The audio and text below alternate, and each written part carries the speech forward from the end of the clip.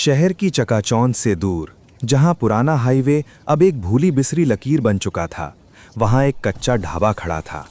Tin की छत, मिट्टी का चूल्हा और लकड़ी के पुराने बेंच, यही दुनिया थी अम्मी की। अम्मी, जिनका असली नाम शायद लोग भूल चुके थे, पर उनकी बनाई दाल और पराठों की खुशबू आज भी हवाओं में तैरती थी। सुबह के 4 बजे थे। आसमान में अभी भी तारों की हल्की चमक बाकी थी, लेकिन अम्मी की उंगलियां सूखे आटे को गूंथने लगी थीं। उनके हाथ कांपते थे, लेकिन जब वो चूल्हे पर रोटियां सेकतीं, तो उनकी चपलता किसी जवान लड़की से कम नहीं थी। धुएं से उनकी आंखें पानी से भर जाती थीं, पर वो उन्हें पोंछती नहीं थीं। शायद वो आंसू सिर्फ धुएं के नहीं थे। आज दाल में थोड़ा ज्यादा लहसुन डालूंगी। कबीर को लहसुन का तड़का बहुत पसंद है। कबीर, उनका इकलौता बेटा। 20 साल पहले वो इसी सड़क से एक छोटे से सूटकेस और बड़े बड़े सपनों के साथ शहर गया था। उसने वादा किया था कि वो लौट कर आएगा और इस टूटे फूटे ढाबे को संगमरमर का होटल बना देगा। वो नहीं लौटा। न कोई चिट्ठी आई, न कोई खबर। लोग कहते थे कि शहर ने उसे निगल लिया था, पर अम्मी का मानना था कि जिस दिन उनकी दाल की खुशबू सही तरीके से हवा में घुलेगी, कबीर उसे पहचान कर खिंचा चला आएगा। सूरज चढ़ने लगा था, पर ढाबा खाली था। नया एक्सप्रेसवे 10 किलोमीटर दूर बन चुका था, जिससे सारी रौनक छिन गई थी। अब यहां सिर्फ इक्का दुक्का राहगीर ही रुकते थे। तभी धूल उड़ाती हुई एक महंगी बाइक ढाबे के सामने रुकी। एक नौजवान लड़का, जो पूरी तरह धूल में सना था, हेलमेट उतारकर बेंच पर बैठ गया। अम्मी उसके पास पानी का लोटा लेकर गईं। लड़के ने एक घूंट पिया और अम्मी के चेहरे की झुर्रियों को गौर से देखा। उसे अपनी माँ की याद आ गई होगी। बेटा, कुछ खाओगे? ताजा आलू के पराठे और मक्खन है। माँ जी, बस चाय दे दीजिए, भूख नहीं है। अम्मी ने बिना कुछ कहे चूल्हे पर चाय चढ़ा दी। थोड़ी देर बाद वो चाय के साथ एक गरम पराठा भी ले आईं। भूख पेट में नहीं, मन में होती है बेटा। इसे खाकर देख, घर की याद ना आए तो कहना। लड़के ने जैसे ही पहला निवाला लिया, उसकी आंखों में आंसू छलक आए। वो स्वाद बिल्कुल वैसा ही था जैसा उसकी माँ बनाती थीं, जो अब इस दुनिया में नहीं थीं। अम्मी उसे खाते हुए ऐसे देख रही थीं जैसे वो उनका अपना कबीर हो। क्या हुआ बेटा? नमक कम है? नहीं माँ जी, ज्यादा है, प्यार बहुत ज्यादा है इसमें। अम्मी, मैं अपनी कॉर्पोरेट जिंदगी से भाग निकला। वहां सब कुछ इतना तनावपूर्ण था। अब मैं शांति की तलाश में हूं। अम्मी ने उसे सुना, जैसे वे बरसों से किसी के बोलने का इंतजार कर रही थीं। पर शाम होते ही लड़के को जाना था। जाते समय उसने अम्मी की हथेली पर 500 का नोट रखने की कोशिश की।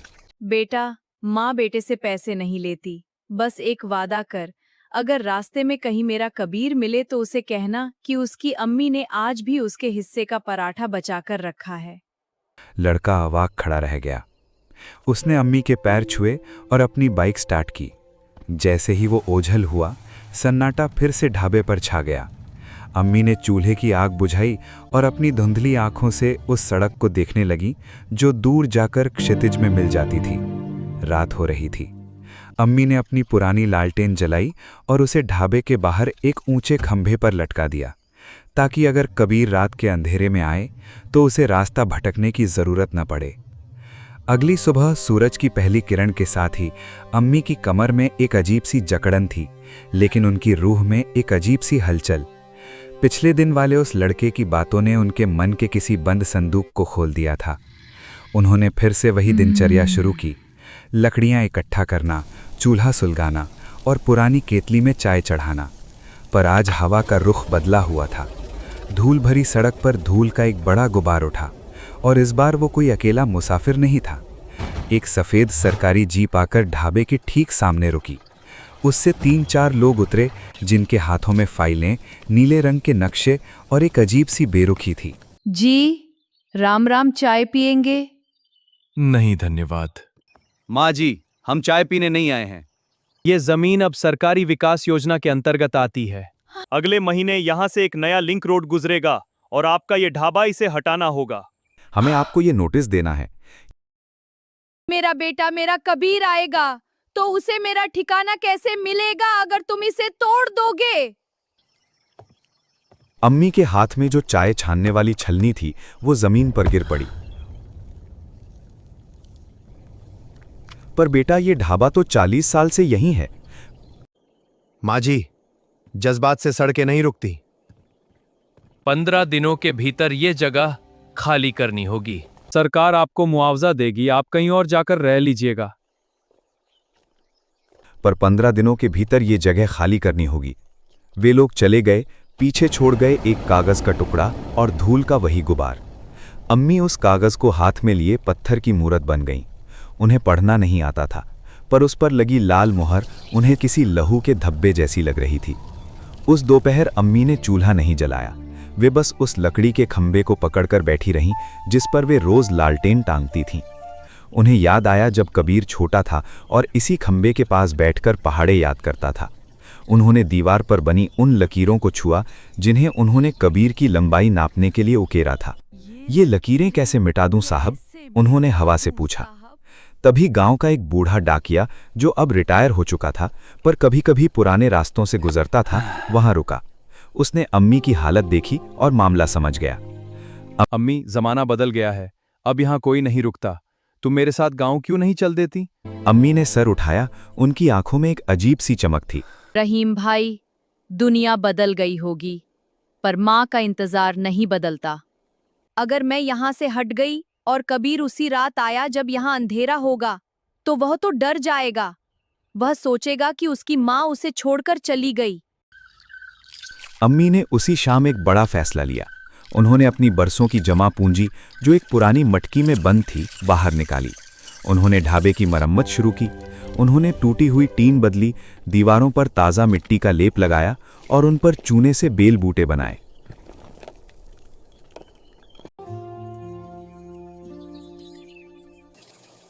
देखो, बुढ़िया पागल हो गई है। हाँ, बेकार की मेहनत कर रही है। लोग उन्हें पागल कहने लगे। जो जगह टूटने वाली थी उसे अम्मी सजा रही थीं। उन्होंने अपनी सबसे अच्छी साड़ी पहनी और उस सरकारी दफ्तर में पहुंची जहां से वो अफसर आया था। दफ्तर के बाहर घंटों बैठने के बाद जब उन्हें अंदर बुलाया गया तो उन्होंने कोई विनती नहीं की। उन्होंने बस उस अफसर की मेज पर एक पोटली रख दी। ये क्या है? अफसर ने पूछा। ये मेरे कबीर के खिलौने हैं। उसकी पहली कमीज है और वह कागज है जिस पर उसने पहली बार माँ लिखा था। तुम मेरा ढाबा तोड़ दो बेटा, पर मुझे बस इतना बता दो कि मेरा इंतजार कहाँ रखोगे। क्या सरकार के पास इंतजार के लिए भी कोई मुआवजा है? अफसर खामोश हो गया। अम्मी की सादगी और उनके दर्द ने उस कागज की फाइलों वाले इंसान के अंदर छिपे बेटे को झकझोर दिया था। लेकिन कानून के हाथ लंबे थे और सरकारी आदेश अटल। अम्मी वापस ढाबे पर आईं। रात के अंधेरे में उन्होंने फिर से लालटेन जलाई। आज लालटेन की रोशनी पहले से ज्यादा तेज लग रही थी। उन्होंने तय कर लिया था कि चाहे बुलडोजर आए या तूफान, वे अपनी जगह से नहीं हिलेंगी। पर तभी आधी रात को एक पुरानी एम्बुलेंस ढाबे के सामने आकर रुकी। रात का सन्नाटा एम्बुलेंस के सायरन की धीमी पड़ती आवाज से कांप उठा।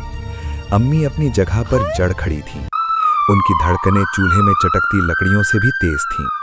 एम्बुलेंस का दरवाजा खुला और वही नौजवान लड़का जो कुछ दिन पहले बाइक पर आया था, बाहर निकला। उसका चेहरा थका हुआ था, पर उसकी आंखों में एक अजीब सी संतुष्टि थी। अम्मी, उसने पुकारा।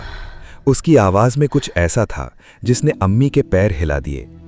लड़के ने पीछे मुड़कर एम्बुलेंस के अंदर हाथ बढ़ाया। एक और शख्स बाहर निकला। वो बहुत कमजोर था। उसके बाल वक्त से पहले सफेद हो चुके थे और उसकी आंखों में बरसों की वीरानगी थी। जैसे ही उसने ढाबे की उस पुरानी छत और धुएं से काली हुई दीवारों को देखा, उसकी आंखों से आंसुओं का सैलाब बह निकला। माँ, उसके गले से एक रुंधी हुई आवाज निकली। अम्मी का हाथ अपने कांपते मुंह पर चला गया।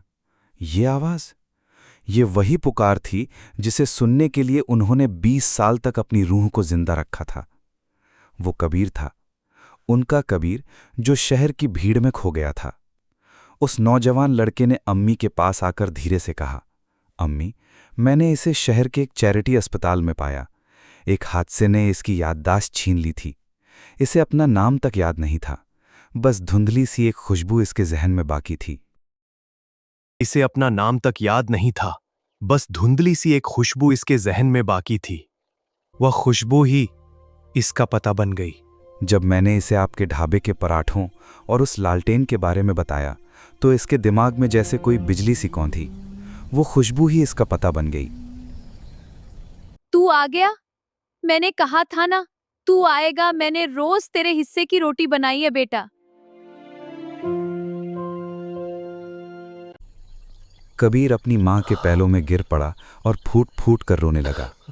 उस रात ढाबे की पुरानी दीवारों ने पहली बार दुख के नहीं बल्कि सुकून के आंसू देखे। अगली सुबह जब सूरज की पहली किरण ने ढाबे को छुआ तो वो सरकारी अफसर बुलडोज़र के साथ वहां पहुंच गया। गांव के लोग भी वहां जमा हो गए थे ये देखने के लिए कि क्या आज अम्मी का आखिरी ठिकाना भी मिट जाएगा। अफसर ने देखा कि अम्मी अपने बेटे का हाथ पकड़े ढाबे के सामने खड़ी हैं। उनकी आंखों में अब डर नहीं था। अफसर आगे बढ़ा। उसने अम्मी के हाथ में मौजूद वो लालटेन देखी जो अब बुझ चुकी थी क्योंकि इंतजार का अंधेरा छट चुका था। उसने अपने नक्शे देखे, फिर अम्मी की तरफ देखा और अपने मातहतों से बोला, मशीनें वापस ले जाओ, नक्शे में गलती है। ये सड़क इस ढाबे के बगल से गुजरेगी, इसे तोड़कर नहीं। गांव वाले हैरान थे पर अफसर की आंखों में अम्मी के लिए एक सम्मान था। उसने चुपके से अम्मी को वो पोटली वापस कर दी जो वो दफ्तर छोड़ाई थी। माँ जी, सरकारी फाइलों में तो जगह नहीं थी पर आपके इंतज़ार ने आज कानून का रास्ता ही बदल दिया। आज वो पुराना हाईवे फिर से जिंदा हो गया है। नया लिंक रोड अब अम्मी के ढाबे के पास से ही गुजरता है। अब उस ढाबे का नाम है कबीर का आशियाना। अब वहाँ संगमरमर तो नहीं है पर हर पराठे में वही पुरानी ममता की खुशबू है। अम्मी अब भी चूल्हे पर बैठती हैं पर अब उनकी आंखें सड़क पर किसी को ढूंढती नहीं हैं बल्कि वो अपने बेटे को खिलाते हुए मुस्कुराती हैं। उस ढाबे के बाहर वो पुरानी लालटेन आज भी लटकी है। अब वो किसी को रास्ता दिखाने के लिए नहीं बल्कि इस बात की गवाह बनकर जलती है कि अगर इंतज़ार में सच्चाई हो तो किस्मत को भी अपना रास्ता बदलना पड़ता है।